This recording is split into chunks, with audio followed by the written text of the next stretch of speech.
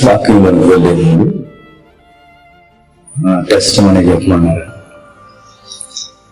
అదంతా చెప్పడం అవ్వదు, కానీ అవుట్ లైన్స్ 2 లైన్లు చెప్పు. నిజానికి ప్రారంభంలో నేను దేవుడిని నమ్మేవాడిని.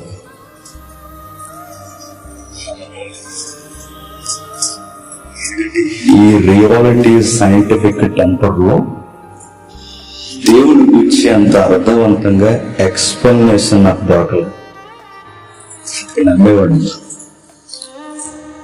నాకు ఎవరో చెప్పిన మాట, నాకు వినిపించిన మాట, నా మదికి తోచిన మాట. ఈ మతాలు, వీటి సమ్మేళనం, ఈ నడిపింపులు, ఈ పూజారులు, ఈ పాస్టర్, ఈ మసీదుల యొక్క నడిపింపులు, ఇవన్నీ ఏంటంటే ప్రజలలో లాండ్ ఆర్డర్ ప్రాబ్లం రాకుండా దేవుడు అనే ఒక భయం పెట్టారు అని నాకు అనిపించేది. అందరు తెలివైన వ్యక్తులు మతం అనే మత్తును పులిమి ప్రపంచాన్ని అలా జోపడుతున్నారు. దేవుడు గీవుడని టైం వేస్ట్ చేసుకోవడం వేస్ట్, ఎవ్రీడే ఎంజాయ్ చేద్దామన్న ఫిలాసఫీ. చదువు గాలి సరిగ్గా చదవాలి. నా లైఫ్ స్టైల్ ఎలా ఉండేదంటే,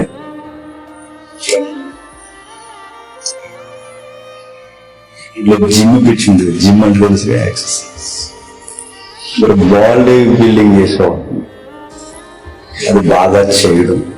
చిన్న వయసులోనే బాడీ బాగా డెవలప్ అవడం వల్ల నేను ఒక ముస్లిం అబ్బాయి ఉండేవాడు. ఆ అబ్బాయి నేను మా జిమ్ లో అనతి కాలంలోనే ఏజ్ ని మించి మేము బాడీ డెవలప్ చేసేసరికి ఆ బాడీకి ఉన్న ఆకారాన్ని బట్టి తెలియకుండానే పొగరు వస్తుంది. నాకేంటి ఆ పొగరును బట్టి, ఆ విధానాన్ని కొంచెం సౌండ్, ఆ విధానాన్ని బట్టి ఈ పొలిటికల్ లీడర్స్ ఉంటారు మా ఊరు. ఎంతమంది ఏం చేసేవారండి, అల్లర్చివరగా తిరిగి కాలేజీలకు పోయి చిన్న చిన్న గ్రూప్ గొడవలు పెట్టుకునేది. అదొక ఫ్యాషన్, గొడవలు ఎక్కువ. అలా చేస్తే ఒకను కొట్టడం, ఇంకొకరితో తన్నులు తినడం, చొక్కాలు చింపేసుకోవడం, పుస్తకాలు ఇసిరేసుకోవడం, ఇదంతా ఒక డిగ్నిటీ అన్నమాట. అది గౌరవం, కడబడిపోయే గౌరవం. ఇలా జరుగుతున్న టైంలో అల్లరిచలగా తిరుగుతున్న మమ్మల్ని పొలిటికల్ లీడర్స్ గమనించి మెల్లగా కొన్ని సెటిల్మెంట్లకు తీసుకెళ్ళడం స్టార్ట్ చేస్తాం. సెటిల్మెంట్లు తీసుకెళ్ళి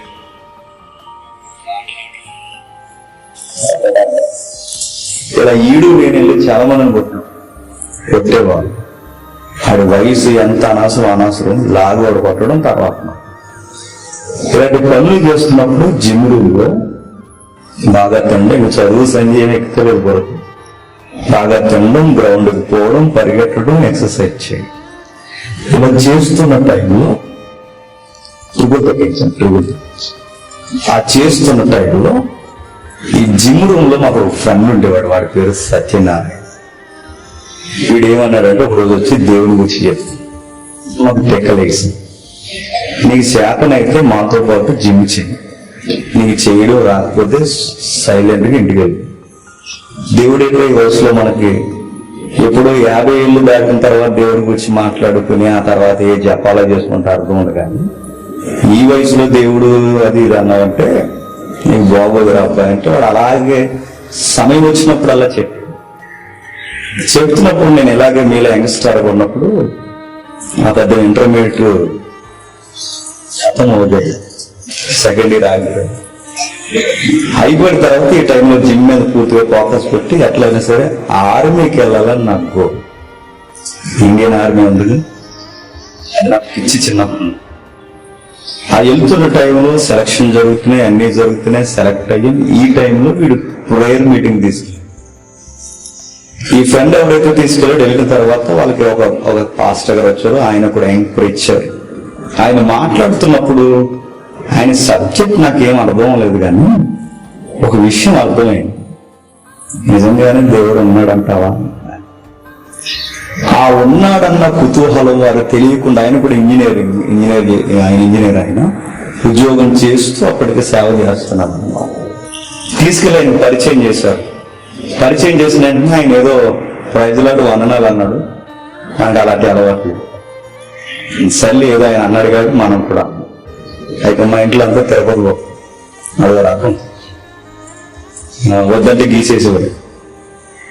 ఆ తర్వాత మా ఇంట్లో ఎవరికి అంత సేవా విధానం లేదు, ఫాస్ట్ అన్ని ఏం లేవు, మనతోనే స్టార్ట్ అయ్యి అయితే వచ్చిన తర్వాత ఈయన పరిచయం చేసిన తర్వాత ఆయన ప్రైజ్ లాట్ చెప్పి every Sunday evening Bible study క్లాసులు జరుగుతాయని ఫస్ట్ టైం ప్రార్థన విన్న క్రిస్టియన్ కల్చర్ లో ఫస్ట్ టైం నేను విన్న పదం ఏంటంటే బైబుల్ స్టడీ క్లాస్. బైబిల్ కూడా స్టడీ చేస్తారా? బైబిల్ కూడా ఎంక్వైరీ చేస్తారా? బైబిల్ కూడా దర్యాప్తు చేస్తారా? అందులో ఏముందని చేస్తారు? ఈ ప్రశ్న వాళ్ళు అన్నారు. ఏం చెప్తారని అడిగితే కొన్ని టైటిల్స్ చెప్పారు. మనిషి కోతి నుంచి వచ్చాడా, మనిషి నుంచి వచ్చాడా?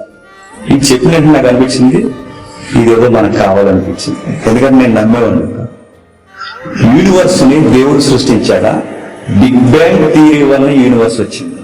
ఇలాంటి పదాలు చెప్తున్నప్పుడు నాకు తెలియని ఆకర్షణ నాకు ఎప్పుడైతే వచ్చిందో ఇక తప్పదు, మాట ఇచ్చాం కనుక సండే వెళ్ళిన తర్వాత అక్కడికి వెళ్ళిన తర్వాత పరిచయం చేశారు, మాట్లాడుతున్నారు. ఆ సబ్జెక్ట్స్ నాకు చాలా ఇంట్రెస్ట్గా ఉంది. నాకు ఎన్ని ప్రశ్నలు అయితే ఉన్నా ఆ ప్రశ్నకు ఒక్కొక్కటే ఆన్సర్. ఆ జరుగుతున్న టైంలో నడుస్తున్నాం, బాప్టిజం అన్నారు, మారు మనసు అన్నారు, దేవుడు అన్నాడు. ఇదంతా మెల్లమెల్లగా రుజువు అవుతున్నప్పుడు మా ఇంట్లో పెద్ద షాకింగ్ న్యూస్ ఏంటంటే నేను బాప్టిజం తీసుకున్నాను. మా వాళ్ళకి నేను మారడం అంటే ఒక ప్రపంచ యుద్ధం అది. ఎందుకంటే టయానికి ఏ రోజు ఇంటికి రాలేదు, అప్పుడప్పుడే దురలవాట్లు అలవాటు అవుతున్నాయి. బాగా విన్నాను. మందు తాగితే అంటే మందు అంటే బీర్లు ఉంటాయిగా, ఇది తాగితే బాడీ కూల్ అయ్యి ఇంకా ఎక్స్పోజ్ అవుద్దని ఒక దిక్మాల సూత్రం చెప్పాడు. అప్పుడప్పుడే తాగడం మొదలైంది. ఇవన్నీ చూస్తున్నప్పుడు మా ఇంట్లో మా నాన్నకు మించున్నాను, హైట్ ఉన్నాను, వెయిట్ ఉన్నాను. ఇప్పుడు చెబితే వినేంత కొడుకులా లేదు. ఆ టైంలో వాళ్ళ కంగారు అవ్వడు, వీడేమైపోతాడు. ఆ టైంలో బాప్టిజం తీసుకోవడానికి నేను వెళ్తే మా వదిలికి, మా అన్నయ్యలకి, అందరికి నేను బాప్టిజం తీసుకుంటానంటే అడుగుతాడు, ఎంత నువ్వు బాప్టిజం అంటే తెలుసా నీకు? తెలుసు నాకు, నేను నిలబడతానంటే బాప్టిజం ఇచ్చి. బాధాకరమైన విషయం, నన్ను ఎవరైతే సత్యనారాయణ అబ్బాయి పిలిచాడో, నన్ను పిలిచిన తర్వాత ఈ లోకంలో చాలాసార్లు హెచ్చరించాను. ఇలాంటి దివాళీ టైంలో ఒక భయంకరమైన యాక్సిడెంట్ లో వాడు 2 సార్లు కాదుతాడు. 3వసారి 31 డిసెంబర్. మరి మమ్మల్ని పిలిచి నువ్వు లోకంలో పోవడం సవో కదా రారా అంటే అడిగి ఫ్యామిలీ లైఫ్ లో పడిపోయి ఆ భార్య మాట వెనకపోయేసరిగా మంచి వ్యక్తి వాడు లోకంలో కలిసిపోయి డ్రింకింగ్, స్మోకింగ్, ఇంకా చెప్పలేని ఎన్నో ఆడికి ఇవన్నీ అలవాటు అయిపోయిన తర్వాత రారా అంటే నాకు మారాలని ఉందరా, కానీ నా బాధ వల్ల నేను మారలేకపోతున్నానని అలా అనేక సార్లు 2 సార్లు దేవుడు హెచ్చరించాడు. దివాళి నాడు అయింది, తర్వాత అయింది. ఇక 3వసారి 31st నైట్ సామర్లకోట బ్రిడ్జి మీద లారీ ఢీ కొట్టి చచ్చి. నాకు అనిపిస్తుంది నన్ను రక్షించిన వాడిని తిరిగి మరలా నేను రక్షించుకోలేను. అది బాధ, అది వేయలేదు. ఆ తర్వాత నేను మారిన తర్వాత అప్పుడప్పుడు గాలిదులు గుడికి లేటుగా ఇంటికి వస్తే ఏడ్చే మా అమ్మ, కంగారు పడే మా నాన్న, 11:30, 12 గంటలకు వస్తే ఈడేమైపోతాడని కంగారు పడే మా నాన్న. మారినప్పుడు చాలా హ్యాపీ ఫీల్ అయ్యారు. ఎప్పుడు మీ ఫ్యామిలీలో జరిగితే చూడండి. బాగా మారిపోయి బాగా పడిపోయారు. అంటే ఏం చేస్తున్నాడు, ఈ 24 hours బైబిల్ చదువుతున్నాడేంటి, వీడు ఎప్పుడు ప్రార్థన అంటున్నాడేంటి, వీడికి చదువు సంధ్య వదిలేసి ఇలా ప్రార్థన తిరిగితే వీడు ఏమైపోతాడని మా అమ్మతో మా నాన్న మాట్లాడుతూ చిన్నోడేడి అని అడిగితే ఏముంది మాట్లాడితే బైబిల్ పెట్టుకుని వెనకాల కూర్చుంటున్నాడు. ఆ మాట నా చెవిని పడింది. అంటే ఇప్పుడు మారలేదని బాధపడ్డారు, ఇప్పుడు మారేమని. ఎంత మారిపోయినా ఫ్యామిలీకి ఎందుకు మనం లోకపోతున్నారని నాకు అర్థమైంది. మన భవిష్యత్తు లేకుండా పోతామని వెళ్తారు. అప్పుడే నాకు అనిపించింది పేరెంట్స్కే దేవుళ్ళలో ఉంటే అంత అట్రాక్షన్ గా మనం లేకపోతే బయటలోకి ఎలా ఉంటాం అబ్బా. అప్పుడే నాకు గోల్. వెళితే ఆర్మీకైనా వెళ్ళాలి, లోకల్ ఫోర్స్ డిపార్ట్మెంట్ అయినా కొట్టాలి, జాబ్ కొట్టి అప్పుడు సువార్త చేయండి. నాకు కంకణం పెట్టుకున్నాను, మా ఇల్లు వదిలేసాను. వదిలేదంటే చెప్పలేకుండా వెళ్ళిపోలేదు. జాబ్ కొట్టాక ఇంటికి వస్తాను, బ్యాగ్ చదువుకుని ఒక 10,000 పట్టుకుని కాకినాడ పోయి పోలీస్ కోచింగ్ సెంటర్లో జాయిన్ అయ్యి 2012 బ్యాచ్లో సివిల్ ఫోర్స్లో రాజమండ్రి అర్బన్లో సెలెక్ట్ అయ్యాను. ఆ సెలెక్ట్ అయిన తర్వాత అక్కడి నుంచి క్రైమ్ బ్రాంచ్, ఆ క్రైమ్ నుంచి సైడ్ వింగ్స్, అక్కడి నుంచి ఇప్పుడు ప్రజెంట్ ఇదే ఎస్పీ ఆఫీస్లో సైడ్ వింగ్లో పనిచేస్తూ పగలంతా డ్యూటీ చేస్తూ నైట్ టైం సేవ చేస్తాను. ఒక పక్క సేవ చేయడం ఎంతమైతే పోలీసు వాళ్ళు సేవ చేయడం మరీ వింత. అది ఇప్పుడు అది నా టెస్ట్. మరి 4 మాటల్లో చెప్పాలంటే ఎవ్రీడే అందరూ నన్ను క్వశ్చన్ చేసేది ఏంటంటే, మా పోలీసులు అంటారు నీకు ఎలా కుదురుతుంది భయ్యా అని. దేవుని మీద మనం కూర్చుంటే అలా కుదురుద్దులే అంటాను. మా ఎస్పీ ఆఫీస్లో చాలామంది మా డిపార్ట్మెంట్ అంతా ఈ మెసేజెస్ ఫాలో అవుతారు. వారు ఫాలో అయిన మాట నిన్ను చూస్తుంటే మాకు సిగ్గేస్తుంది అని చాలా సాక్ష్యం నాకు.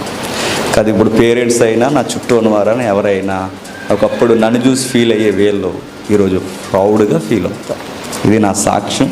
ఎందుకన్నా చెబితే అది పెద్ద ఎపిసోడ్ అవుతుంది. చిన్న ప్రార్థన చేసుకో.